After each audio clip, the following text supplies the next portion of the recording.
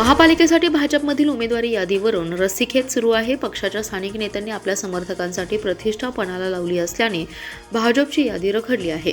उमेदवारी यादीचा तिढा सुटत नसल्याचे पक्षाचे नेते पुन्हा देवेंद्र फडणवीस, प्रदेशाध्यक्ष रवींद्र चव्हाण, पालकमंत्री चंद्रकांत दादा पाटील यांच्या भेटीसाठी मुंबईला रवाना झालेत। रविवारी संध्याकाळपर्यंत मुख्यमंत्री आणि चव्हाण हे उमेदवार यादीवर तोडगा काढून यादी अंतिम करण्याची शक्यता आहे। त्यामुळे रविवारी उमेदवारी यादी जाहीर होण्याची शक्यता आहे। महापालिका निवडणुकीत सांगलीत भाजपमध्ये प्रचंड गटबाजी, जुना नवा वाद उफाळला आहे। त्यामुळे गेले काही दिवस तिकीट वाटप फायनल होत नाहीत। त्यात पक्षांचे यावेळी 78 जागांसाठी तब्बल 529 जणांचे अर्ज आले। त्यामुळे भाजपसमोर बंडखोरी टाळण्याचेही मोठं आव्हान आहे।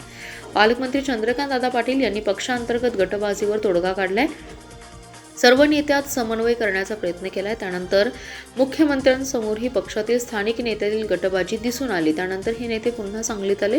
आज शहरातील एका हॉटेलमध्ये आमदार सुरेश खाडे, सुधीर गाडगीळ, शेखर इनामदार, प्रकाश ढंग यांच्यासह अन्य नेत्यांची उमेदवारी वाटपावर चर्चा झाली। यावेळी काही भागातील उमेदवार हे निश्चित करण्यात आले। मात्र काही ठिकाणी नेत्यांमध्ये एकमत होत नसल्याने अखेर पुन्हा मुख्यमंत्री आणि प्रदेशाध्यक्ष यांच्याकडे जाण्याचा निर्णय घेण्यात आला असून पालकमंत्री पाटील यांनीही मुंबईला येण्यास सांगितले। त्यानुसार हे सर्व नेते आज मुंबईला रवाना झालेत।